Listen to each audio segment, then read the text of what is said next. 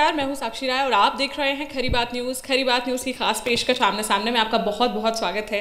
और आमने सामने में आज हमारे साथ एक बहुत ही खास शख्सियत, बुंदेलखंड की शान भी कह सकते हैं, वो हमारे साथ मौजूद है। पंडोखर धाम से पंडोखर जो महाराज हैं वो हमारे साथ मौजूद है। गुरुजी बहुत बहुत स्वागत है खरी बात न्यूज़ में। आपके चैनल के लिए बहुत बहुत साधुवाद, आशीर्वाद। सभी खरे खास चीज जो बातचीत का जो आपका इस प्लेटफार्म है, इस सभी सोशल मीडिया के सभी दर्शकों को पंडोखर धाम की पीठ की ओर से बहुत बहुत आशीर्वाद, साधुवाद जी। गुरुजी, हम काफ़ी समय से यहाँ दरबार में बैठे, आपने हमसे ही कहा कि लोगों को उठाइए। हमने देखा कि किस तरीके से जो है आप लोगों को उठाते हैं और हम खुद उठाते हैं, और आप उनकी समस्याएं पहले से लिखे होकर और वो उन्हें पर्चा दिखा देते हैं। कैसे करते हैं? पहले तो मैं ये पूछना चाहती हूँ कि क्या ऐसी विशेषता है पंडोखर धाम में कि आप पहले से पर्चा लिखकर बता देते हैं जिनको आपको पता ही नहीं है कौन उठने वाला है? बेटा, ये तो आज तक मैं भी नहीं जान पाया कि मैं कैसे बता देता हूँ। और पंडोखर सर का दरबार पूरे दुनिया के लिए शोध का विषय है और सभी को पंडोखर सर का दरबार आमंत्रण करता है, निमंत्रण करता है, अपील करता है, घोषणा करता है कि आप पंडोखर धाम आए। कैसे बता देता हूँ। यदि किसी के पास जो पद्धति आती हो तो मुझे जरूर बता दें कि मैं कैसे बताता हूँ, लेकिन मैं कैसे बताता हूँ ये मैं आज तक नहीं समझ पाया। मैं इतना ही जान पाया हूँ कि सब हनुमान जी पंडोखर सरकार की कृपा है जी। अच्छा गुरुजी, क्या व्यवस्था क्या है पंडोखर धाम की? जैसे कि लोग दरबार में इतने लोग आते हैं, कैसे आते हैं? मतलब पहले से अपॉइंटमेंट होती है, टोकन कटता है, क्या होता है? ये तो इससे अच्छा कोई प्रमाण दूसरा नहीं हो सकता। ये प्रमाण आप ही है कि आपने जिसको उठाया वो ही आ गया। तो आपसे कब सेटिंग हुई थी ये आप बताएं। नहीं, बिल्कुल। मैं इस बारे में पूछना चाहती हूँ कि लोगों में काफ़ी ये बात चलती है कि पंडोखर धाम पर जब जाते हैं तो कहीं ना कहीं 5,000 रुपये, 10,000 रुपये का टिकट लेना पड़ता है, उसके बाद दरबार में बैठ पाते हैं। ऐसा कुछ है? इस बात में सत्यता है या नहीं है? बिल्कुल सत्य है, जिसने भी कहा वो सत्य है, क्योंकि जब धुआं उठता है तो कुछ तो होता है। तो पंडोखर धाम में अर्थव्यवस्था, धर्म की स्थापना हेतु बिगर अर्थ के कोई व्यवस्था नहीं बनती है। तो अर्थ के लिए दान की अपील की जाती है। यहाँ जन्म शक्ति पुंज फरहट ट्रस्ट जो है वो लोक कल्याणार्थ भौतिकवाद की व्यवस्थाओं के लिए, भौतिकवाद की व्यवस्था बनाने के लिए, तीर्थ में रुकने ठहरने के लिए, तीर्थ में होने वाले अनुष्ठानों के लिए आदि के लिए बिगर भक्तों के बिगर सहयोग से कोई व्यवस्था नहीं बन सकती। इसलिए भक्तों से दान तो लगता है और दान लगेगा। शेष आगे भगवत कृपा है कि आने वाले अप्रैल से निःशुल्क दरबार प्रारंभ होने जा रहा है, परंतु दान की व्यवस्था जीवन पर्यंत रहेगी। तरीका थोड़ा चेंज हो जाएगा जी। अच्छा गुरुजी, आपको त्रिकालदर्शी कहा जाता है, त्रिकालदर्शी के नाम से आपको जो है संबोधित किया जाता है। अभी हम पूरे भारत में देख रहे हैं कि जितने भी ऐसे बड़े बड़े गुरु हैं, एक दो बहुत प्रमुख नाम है, बागेश्वर जो धाम के पंडित धीरेन्द्र कृष्ण शास्त्री हैं, उनका नाम भी प्रमुखता से आ रहा है। तो उन पर भी तमाम लोगों ने आरोप लगाए। श्याम मानव हैं, उन्होंने आरोप लगाए, और तमाम तरीके के लोग उन्हें पाखंडी बोल रहे हैं। स्वामी प्रसाद मौर्य ने भी पाखंडी बोला है उन्हें। आपका इस पर क्या कहना है? सच में पाखंड है या कुछ तो है? देखिए, जब आप समझती हैं सब कुछ तो है तो कुछ तो है जी। दूसरा पॉइंट, भारतवर्ष में अनेक तीर्थ हैं, अनेक गुरु हैं, और ये विद्या की भूमि है, ये सरस्वती की भूमि है, ये देवी की भूमि है, राम कृष्ण की भूमि है, परमात्मा की भूमि है, ऋषि प्रधान देश है, ये विवेकानंद स्वामी की भूमि है, ये करपत्र जी महाराज जी की भूमि है, ये अनेक ऋषि महर्षियों की भूमि है। तो संतों के पास कृपा ना होती तो कौन पंडोखर धाम आता, कौन किसके धाम में जाता। परंतु कुछ तथाकथित कुछ ऐसे लोग भी हैं जिनके कारण आदिकाल से समय समय पर परीक्षा देने का एक विषय रहा है।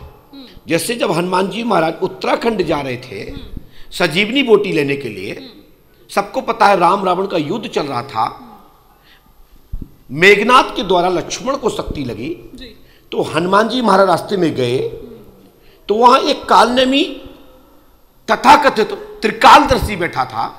वो सब जानता था कहाँ जा रहे हो, कहाँ को जाना है, क्या हो गया है, क्या होने वाला है। लेकिन एक क्षण के लिए असली संत, वो संत जो अनंत वलंत बलवंत विज्ञान के धनी, वो भी एक तथाकथित संत के तथाकथित आवरण में आभा मंडल से प्रभावित हो गए।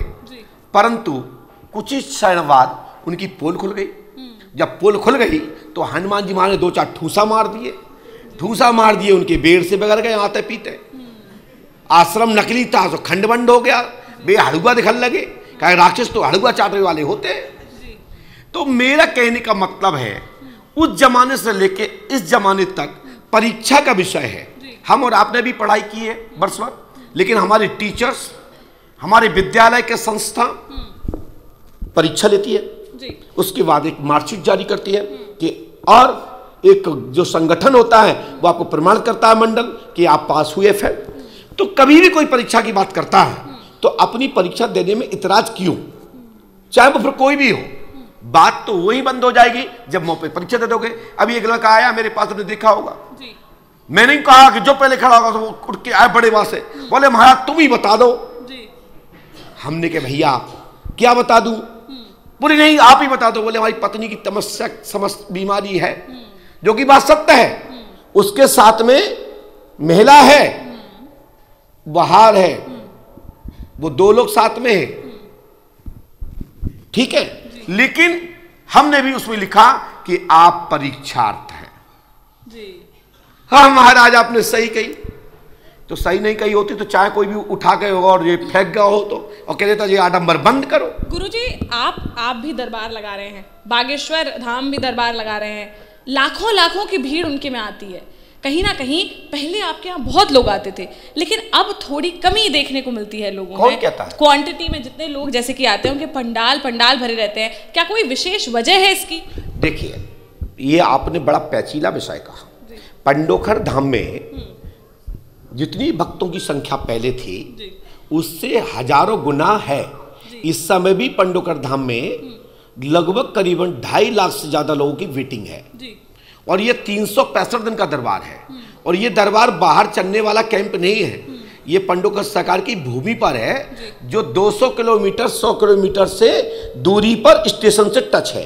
इस भूमि पर निरंतर पंडोखर धाम में 10 से 15 हजार लोग प्रतिदिन पंडोखर धाम में भूमि पर दर्शन करते हैं। रहा सवाल, हमारे यहाँ बहुत सारे लोग भी हैं जिनके कार्यक्रमों में भी हजारों की भीड़ होती है, लेकिन हजारों भीड़ से मतलब क्या है? पर्चा बनाया जाए 2, पर्चा बनाया जाए 10, और फिर वो भी वो सेटिंगबाज, तो क्या वो दरबार हो सकते हैं? तो मतलब आप बागेश्वर सरकार का जो दरबार कह रहे हैं उसमें सेटिंग मैंने होती है, ये कह? मैंने कहा जी, ये आप बोल रही हैं? नहीं आप बोल रहे हैं, मैं तो आपके वर्ड्स को कोट कर रही हूँ। नहीं, दरबार में हजारों दरबार है ऐसे जिनके पास डमरू बजाने से भीड़ जुड़ती है। तो क्या वो जादूगर का भी कुछ घर में कुछ होता है? तो मेरा कहने का मतलब ये है कि भीड़ से मतलब नहीं है, समाधान कैसा है, रेजेंट कैसा है, ये मैन है।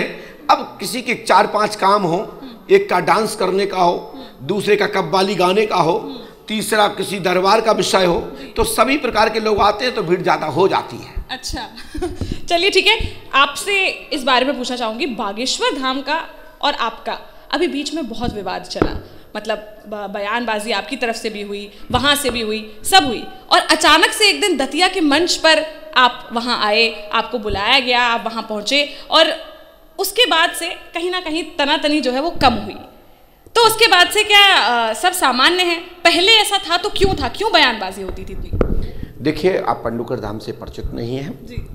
आप जिनके विषय में आप बोल रहे हैं वो एक अच्छा विद्वान शास्त्री है, कथावाचक है, लोगों की समस्या का समाधान भी गुरु कृपा से करते हैं, अपने इष्ट पितरों की कृपा से करते हैं। और मेरा कोई तनातानी नहीं है। जैसे आप प्रश्न पूछोगे और कुछ उल्टा सुल्टा प्रश्न करोगे तो उत्तर उल्टा मिलेगा। अब कोई किसी के परिवार के परिजन के लोग पूछने आएंगे तो उत्तर तो देना पड़ेगा, और जब देना पड़ेगा तो लोग समझेंगे गुरुजी तनातनी में है। हम में और उनमें और अन्य लोगों में भी बहुत फर्क है। मैं जिला भिंड का हूँ, मेरे पूजपात गुरुदेव भगवान श्री हाथीवान महाराज हैं, सबके गुरु अलग अलग हैं, सबके विद्यालय अलग अलग हैं। मेरा व्यक्तिगत किसी से कोई विरोध नहीं है। अच्छा बच्चा है, अच्छा शास्त्री है, अच्छा विद्वान है, अच्छा ब्राह्मण पुत्र है, ब्राह्मण बालक है, ब्रह्म विद्या के कारण लोगों का भला कर रहे हैं, मुझे इससे कोई इतराज नहीं है। वो मेरा छोटा भाई है, खूब आगे बढ़े, मेरा आशीर्वाद है जी। इसके अलावा अगर बात करेंगे स्वामी प्रसाद मौर्य की, उनके बयान के बारे में आपसे पूछना चाहेंगे। स्वामी प्रसाद मौर्य और अब अखिलेश यादव ये भी ये कह रहे हैं, जो समाजवादी पार्टी के राष्ट्रीय मुखिया हैं, अध्यक्ष हैं, वो ये कह रहे हैं जो शूद्र हैं और नारी हैं उनका रामचरितमानस में अपमान किया गया है और रामचरितमानस को इसलिए बैन कर देना चाहिए। आपको क्या लगता है, इसमें आपका क्या बयान है? स्वामी प्रसाद मौर्य जी की बुद्धि खिसक गई है और वो दिमाग से डिस्टर्ब हो गए हैं, क्योंकि उनको लगता है कि कहीं सरकार होती तो मेरा भी जलवा होता। तो बाबा के आगे अच्छे अच्छे लोगों के दिमाग पंचर हो गए हैं। हमारे योगी जी ने अच्छे अच्छे लोगों को पंचर कर दिया है। स्वामी प्रसाद जी का दिमाग डिस्टर्ब हो गया है, उनको आगरा में इलाज कराना चाहिए। और क्योंकि जाका जैसा बीज होता है, जाका शरीर में जैसा डीएनए होता है, उसका वही लक्षण होता है। रहा हमारे पर्चा बनाने वालों का सवाल, तो भारतवर्ष में इतने पर्चा बनाने वाले हैं कि अब तो सब्जी बेचने वाले भी पर्चा बनाते हैं। अच्छा। और दूसरा पॉइंट, हमारे यहाँ ऐसे ऐसे संत बैठे हैं, ऐसे ऐसे योगी बैठे हैं, ऐसे ऐसे तपी बैठे हैं, अनुष्ठानी बैठे हैं। हमारे बीच में ब्रह्मेश्वर सरकार बैठे हैं, हमारे बीच में अवध बिहारी शास्त्री जी बैठे हुए हैं, अवध सरकार, हमारे बीच में और भी सरकार बैठे हैं जो सब दरबार चलाते हैं और सब पर्चा लिखते हैं। तो लेकिन बात इस बात की है, पर्चा कैसा है, पर्चा क्या बोल रहा है, पर्चा में क्या दमंगी है, पर्चे की ताकत क्या है, पर्चा हिम्मत का कैसा है, पर्चे में कोई जान है कि बेजान है। इसलिए पर्चा कोई भी लिख सकता है। हमारे यहाँ एक एनडीबीएस डॉक्टर भी पर्चा लिखता है और एक झोला छाप भी पर्चा लिखता है। दोनों में फर्क इतना ही है कि वो झोला लेके चलता है और एनडीबीएस अपने घर में पूछता है। इतना फर्क है। हमारे यहाँ छोटे छोटे बच्चे, जैसे लोग आम लोग पर्चे बना के अपने आप को कुछ बताते हैं और कोई दरबार भारतवर्ष में नहीं है, तो हमारे यहाँ बच्चे पर्चे बनाते हैं। अच्छा, चलिए ठीक है। एक आखिरी सवाल मैं आपसे पूछना चाहूंगी कि जो स्वामी प्रसाद मौर्य के बारे में मैंने पूछा, उन्होंने कहा शूद्र और नारी जो है, ताड़न के अधिकारी, जो ये पंक्ति है उसमें, उसको उन्होंने गलत बताया। तो क्या ये गलत नहीं है? मतलब क्या ये सही है? आपको लगता है कि जितनी भी जातियां शूद्र के अंडर आती हैं वो सब ताड़न के अधिकारी हैं? नारी क्या ताड़न के अधिकारी है? देखिए, वो पढ़े लिखे नहीं है। बाबा गोस्वामी तुलसीदास जी ने अपने स्वयं के सुख शांति के लिए, अपने शरीर को, अपने मन को प्रसन्न करने के लिए, परमात्मा की कृपा से, परमात्मा के रहस्य में एक शब्द के अनेक अनेक अर्थ हैं। उनको लगता है कि शूद्रों को, नारियों को गलत तरीके से बोला है, क्योंकि उन्होंने ही ऐसा क्यों बोला है। हमारे यहाँ तो एक से एक शूद्र बैठे, वे तो कहते हैं बाबा तुलसीदास जी की जब से रामायण पढ़ी इससे हमारा कल्याण हो गया। हमारे यहाँ 50 शूद्र बैठे जो शूद्र वर्ण के हैं, शूद्र जाति के नहीं, जो जाति के हैं उनको कष्ट होता है। जो वर्ण के लोग हैं वो हमेशा बाबा जी को सम्मान करते हैं और कहते हैं कि रामचरितमानस में एक एक शब्द अमूल मंत्र है और दम है तो पेज पर बैन करा के देख ले। चलिए ठीक है। तो आज हमारे साथ पंडोखर धाम के गुरुजी जो है ये मौजूद थे और इनसे तमाम मुद्दों पर जो है चर्चा की। इसके साथ ही ऐसे ही आपको हमारे सवाल कैसे लगे, गुरुजी के जवाब कैसे लगे, इसके अलावा अगर आप कोई और भी प्रश्न इनसे पूछना चाहते हैं तो हमें कमेंट बॉक्स में कमेंट करके जरूर बताएं। वापस से इनसे समय लेने का प्रयास करेंगे। आज के लिए फिलहाल इतना ही। बने रहिए हमारे साथ, देखते रहिए खरी बात साक्षी राय के साथ। नमस्कार, बहुत बहुत धन्यवाद।